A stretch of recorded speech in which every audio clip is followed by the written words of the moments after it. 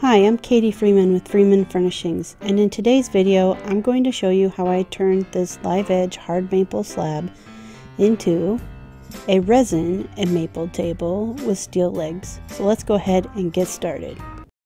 From sapling to heirloom, every piece has a story, and it's our job to share that story.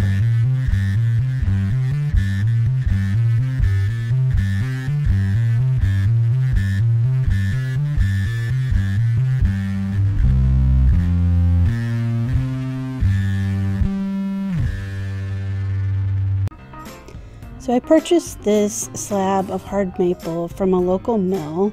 It was most likely harvested from the urban area around or in Iowa City. Now, originally when I bought it, there were a few small indents and voids in the slab that I had intended to fill with resin, but I really hadn't planned on encasing the whole thing in resin. And because of that, I went through the whole process of cleaning up the slab and sanding it completely to full smoothness at 220 grit.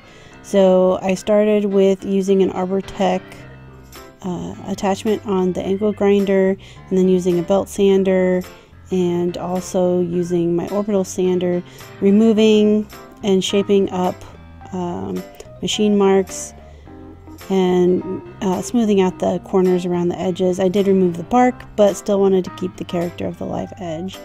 I was really having a difficult time. There's some awesome grain on this slab, and it was making it hard though to get rid of some of the machine marks. And of course, this is a very dusty process. Once I had the slab all prepped and sanded to smooth, I wanted to dye it, because what I was going for is kind of a sunset look. I really love those Iowan sunsets, and those are the colors I wanted to bring out. Now this was actually kind of difficult for me because the grain of the slab is just simply gorgeous on its own. And even though I really enjoyed dyeing wood, it almost seemed like a crime to put dye on top of this grain, but I'm glad I did. So going through the process of cleaning up the slab and putting the dye on, I realized it was going to be really difficult to get much resin into those voids in the slab because they're slanted.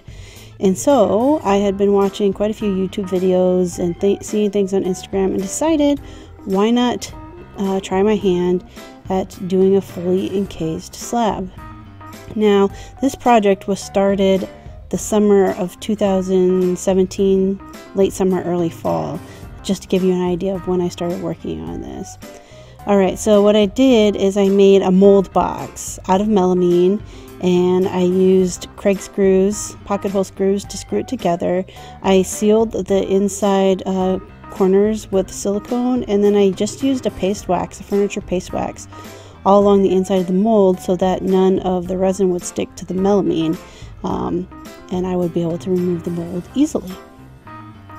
I love using glow-in-the-dark powder, and really wanted to have one little area or feature on the table with glow-in-the-dark powder, so that's what I did. I filled in those original voids I was going to fill in as the only things that would be filled in with resin. I chose to fill them in with some glow-in-the-dark powder mixed in with resin, and then I went on to use resin for the rest of it.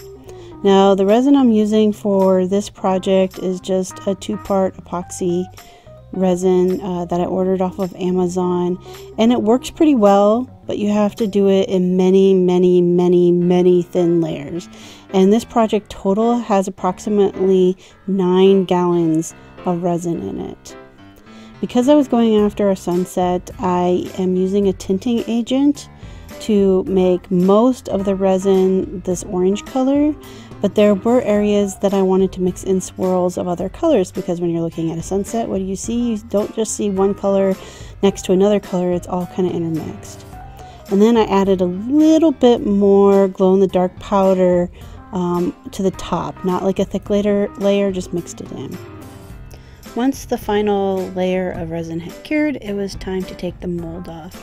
This is partially why I used pocket hole screws, because it made the disassembly of the mold so easy. And by using the wax, all the pieces of melamine came off super slick without hardly any force needed to take it off. As you can see, there are some bubbles that did form in the top layer of the resin, so I needed to clean that up. Plus, a little bit of the slab was sticking above the full top of the table, and so I needed to also bring that down to level. So I used my angle grinder and a King Arthur attachment and also the belt sander to sand it smooth. I added more dye to the pieces of wood that were exposed after doing that, and then added a final layer of thin resin using the torch to get rid of any bubbles. Once I was waiting for that to cure, it was time to prep the legs. Now the legs are just regular steel legs that are bent to form with holes for attachment, and so I used a primer and then a metallic spray, silver spray, that I thought would go nice with the whole table.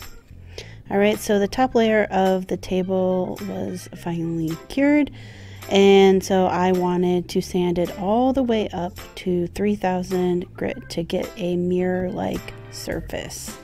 And after you go through 400 grit, you have to do that all by hand, which was okay. I did a little bit of wet sanding, and it was nice to see with each layer of sanding the clarity get better and better and better. And as you can see with the light underneath it, there's just so many layers of the resin, and it looks pretty awesome. So mounting the legs was pretty slick, actually. I used some carriage bolts, I did a little bit of pre-drilling, and then I used my super sweet Ryobi Quiet Strike impact driver. It's a cordless impact driver, and it made this so fast. Like, I sped this part of the video up, but honestly not that much. It really went almost this quick putting it together. I think this will be a go-to tool for sure in the future. And then it was time to do a little buffing. So I used some compound that you would use on cars plus some wax, and that is what I did the buffing with using my HomeRite buffer. It made this super slick and not take too much time as well. So there you have it. There is the finished product. Now, if you enjoyed this video and you have not yet subscribed to my channel, I recommend that you do so. But you may also want to visit my website, which is freemanfurnishings.com. And while there, feel free to subscribe so you can get blog posts and coupon codes and all sorts of good things.